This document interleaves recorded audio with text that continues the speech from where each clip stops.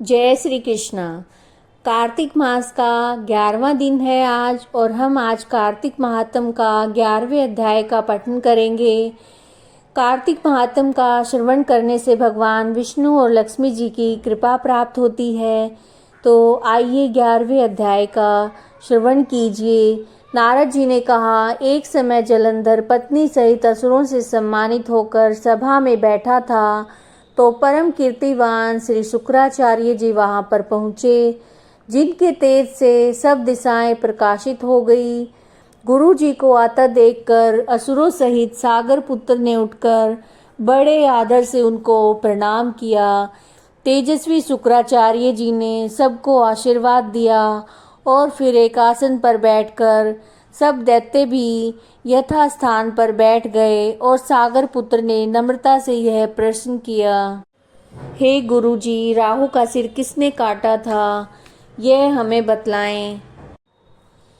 इस पर श्री शुक्राचार्य जी ने विरोचन पुत्र हिरण्यकश्यपु और उसके धर्मात्मा पुत्र का परिचय देकर देवता और असुरों द्वारा समुद्र मंथन को संक्षेप में सब कथा कहकर यह बतलाया कि जब समुद्र से अमृत निकला, उसे देव रूप से राहु पीने चला।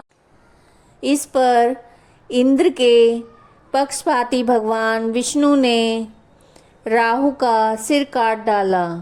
यह सुनने के साथ ही जलंधर के नेत्र लाल हो गए। उसने बड़ा क्रोध किया। फिर अपने धस्मर नामक दूत को बुलाकर गुरु का कहा हुआ सब वृतांत सुनाया और उसे आज्ञा दी, तुम शीघ्र ही इंद्रपुरी में जाकर इंद्र को मेरी शरण में लाओ।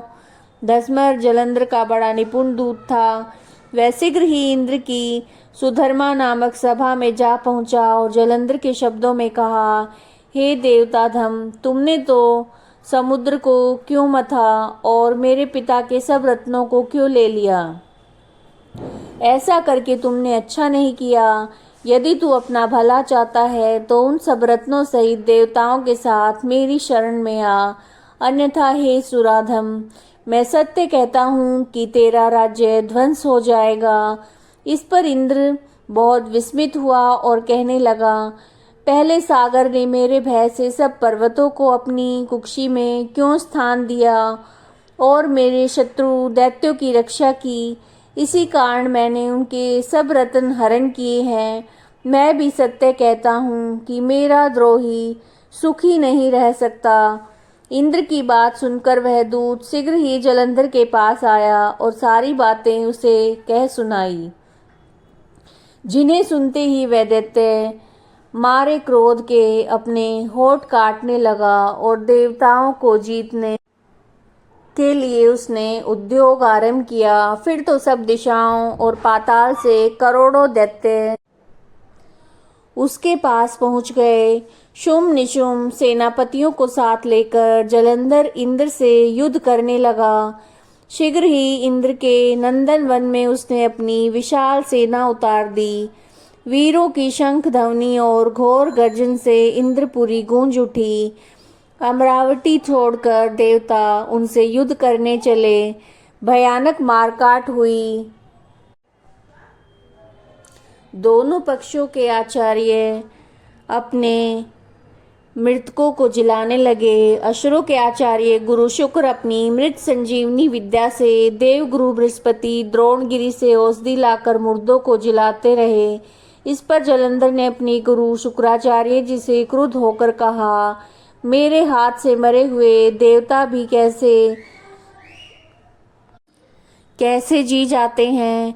जिलाने वाली विद्या सब आपके पास ही है, फिर ये क्या बात है? इस पर शुक्राचार्य जी ने देवगुरु श्री बृहस्पति जी द्वारा द्रोणगिरी से औषधि लाकर देवताओं को जिलाने की बात कह दी।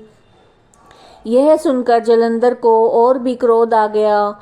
श्री शुक्राचार्य जी ने कहा, क्रुद्ध क्यों होते हो? यदि शक्ति हो तो द्रोणगिरी पर्वत को उखाड़कर समुद्र में फेंक दो, तब मेरे कथन की सत्यता प्रमाणित हो जाएगी। इस पर जलंधर क्रुद्ध होकर शीघ्र ही द्रोणागिरी पर्वत के पास जा पहुंचा और अपनी भुजाओं द्वारा उसे जड़ से उखाड़कर समुद्र में फेंक दिया।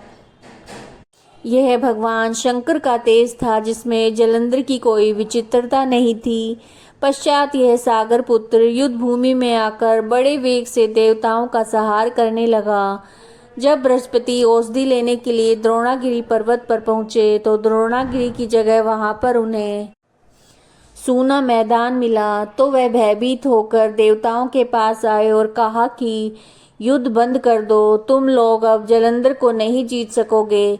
पहले इंद्र ने जो भगवान शंकर का अपमान किया था, यह उसी का फल है। यह सुनकर देवता युद्ध की आशा त्याग कर अत्यंत ही व्याकुल होकर इधर उधर भाग निकले। सिंधु सुत निर्भय होकर अमरावती में प्रविष्ट हो गया।